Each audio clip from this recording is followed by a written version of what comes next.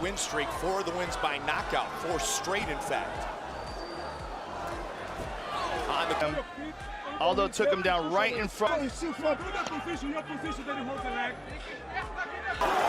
The last 2 rounds for sure. Again, Scramble. Can he, even if he can't take him down here, he does take him down. He got it. Right back up is Aldo. Those legs back, the hooks.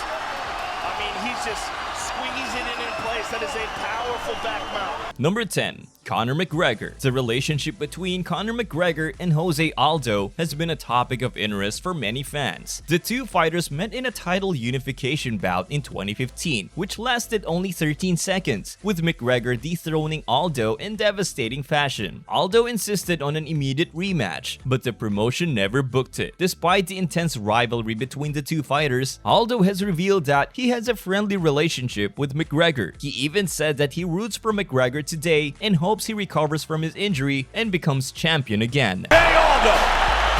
Conor McGregor! The most highly anticipated fit. Conor relaxed and smiling. Oh! He slapped him!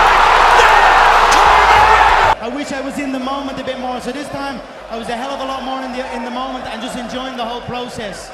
The insults, how much did that affect you, and what was that like to be disrespected like that?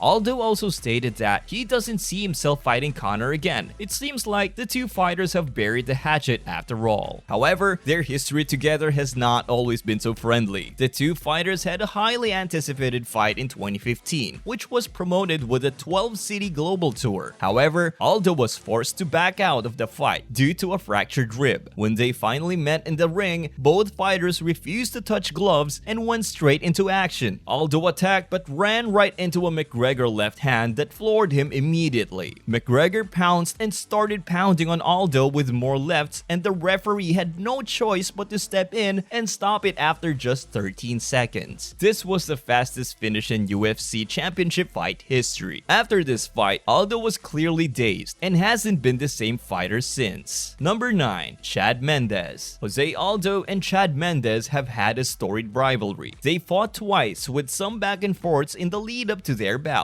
However, after their fights, there seemed to be mutual respect. These two fighters first met in 2012, where Aldo knocked out Mendes with a flying knee into the fight. Jose Aldo the champion. Chad Mendes the challenger. He can knock. In round 3, there is one of many huge uppercuts landed by the challenger. They followed up with 2 of those left hooks and stunned the champ. Win streak, 4 of the wins by knockout, 4 straight in fact. On the open hand. Aldo getting a little frustrated as well.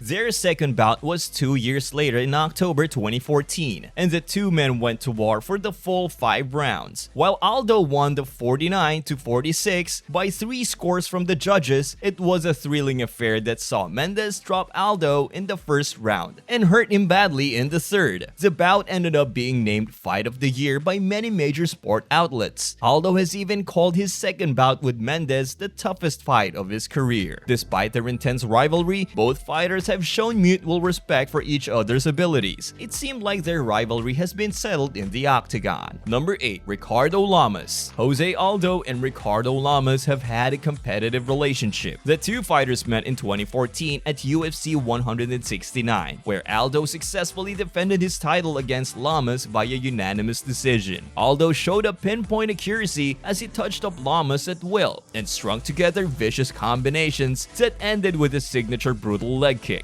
Aldo's unique blend of speed and power has been crucial to his success thus far in his career, and those attributes were on full display against Lamas. Despite having his lead leg battered by vicious kicks from Aldo, Lamas continued to press forward and fire off kicks of his own. Gennaro professional, 5-0 inside the octagon.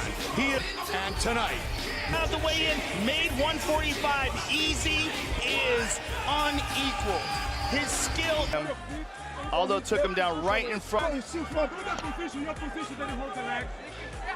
leg kicks in this fight. Were you surprised that he was able to absorb those shots and still keep moving the way he did? Toward the end of the fight, Lamas was able to take top position, where he landed enough strikes to take the round on the judges' scorecards. It seemed like their rivalry has been settled in the octagon. Number 7. Frankie Edgar. Aldo and Edgar first met in 2013 at UFC 156, where Aldo successfully defended his title via unanimous decision. Aldo showed pinpoint accuracy and strung together vicious combinations that ended with his signature brutal leg kicks. Congratulations on retaining your championship. Was this the most difficult title fight for you? UFC Junior! Rules in the back. Right. By Aldo, another one. Again, he's connecting. Joe Aldo stated over and over again. The last 2 rounds for sure. Again, Despite having his lead leg battered by vicious kicks from Aldo, Edgar continued to press forward. The two fighters met again in 2016 at UFC 200, where Aldo won the interim UFC Featherweight Championship via unanimous decision. The fight played out as a technical kickboxing affair, with Edgar pushing the pace while Aldo appeared hesitant to commit too much. Number 6. Max Holloway. Max Holloway and Jose Aldo have had a competitive relationship. The two fighters met in 2017 at UFC 212, where Holloway defeated Aldo via TKO in the 3rd round to become the undisputed UFC featherweight champion.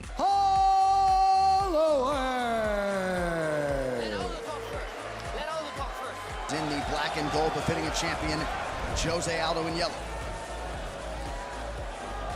Down, loads up on that right hand, Aldo able to evade. Oh! A big uppercut landed for Jose Aldo. he just said the man is tired. Holloway landed a 1-2 combination which had Aldo staggered. Holloway felt it, landing another 1-2 which dropped Aldo into the canvas. The two fighters met again later that year at UFC 218, where Holloway once again defeated Aldo via TKO in the 3rd round to retain his title. Despite their intense rivalry in the octagon, there is no evidence of any personal conflicts or problems between the two fighters outside of it. Holloway defeated Aldo twice to cement his featherweight legacy. There was competitive rivalry, but not personal hatred. Number 5. Peter Yan. Peter Yan and Jose Aldo have had a competitive relationship. The two fighters met in 2020 at UFC 251, where Yan defeated Aldo via TKO in the 5th round to become the undisputed UFC bantamweight champion. Yan overpowered former UFC featherweight champion Jose Aldo at Fight Island, which is a quarantine area on Yas Island in Abu Dhabi. Championship of the world. Our three judges at Octagon side are Lucas Massa. I mean, look at that. If that. Where's the water? Listen. Yan could have closed the show sooner, but the referee Leon Roberts bizarrely let the fight go on for far too long. Yan was hitting Aldo with blow after blow, while the Brazilian lay defenseless on the canvas. It was eventually waved off in the 5th round. Despite their intense rivalry in the octagon, there is no evidence of any personal conflicts or problems between the two fighters outside of it. Number 4. Marlon Moraes. After Aldo's drop to bantamweight, he faced Moraes in a closely contested bout. Some competitive words were exchanged, but no genuine hatred. The two fighters met in 2019 at UFC 245, where Moraes defeated Aldo via split decision. Mike Bell has it, 29-28, Aldo. And Eric Cohen scores the contest.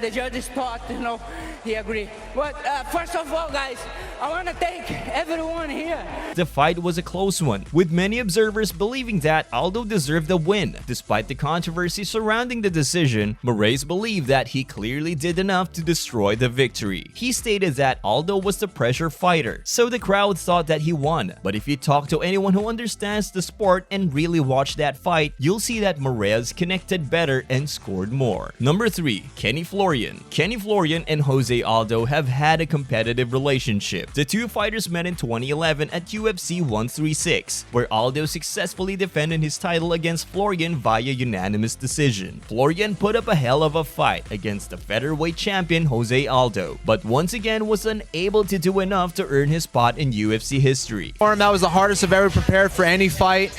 It was my first fight at 145, obviously, so. You know, he's only been stopped. The only time he really kind of got outstruck. I mean, Shirky bloodied up from scramble. Kenny, even if he can't take him down here, he does take him down. He got it. Right back up his Aldo. Florian used a strong clinch game to bully Aldo against the fence frequently and used his length to keep the champion out of striking distance, easily winning the first round of the fight. Aldo adjusted and started becoming more aggressive, but Florian was right there with him throughout the fight, putting the pressure on him and forcing Aldo to adjust to what he wanted to do. Number 2. Uriah Faber. Jose Aldo and Uriah Faber have had a competitive relationship. The two fighters met in 2010 at WEC 48, where Aldo successfully defended his title against Faber via unanimous decision. Aldo put on an absolute masterclass in strikes to the leg, turning Faber's legs black and blue in a vicious performance to defend his featherweight title. In total, Faber took 31 devastating leg kicks across 25 minutes and lost via unanimous decision.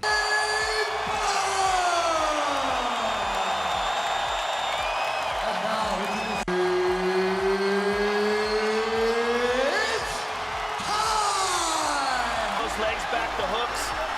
I mean, he's just squeezing it in place. That is a powerful back mount. He did extremely well to see out the full duration of the fight, such was the punishment he took to the leg. Despite their intense rivalry in the octagon, there is no evidence of any personal conflicts or problems between the two fighters outside of it. In fact, Faber has said that he loves Aldo and that they will always have mutual respect for each other. He even said that they will be friends until they are old dogs. Number 1. Cub Swanson. They had a quick bout in WEC, but there wasn't any prolonged or intense rivalry. The two fighters met in 2009 at WEC 41, where Aldo defeated Swanson via KO, TKO in just 8 seconds of round 1. To you first, fighting out of the blue corner, a Brazilian Jiu-Jitsu artist standing 5 feet 7 inches tall.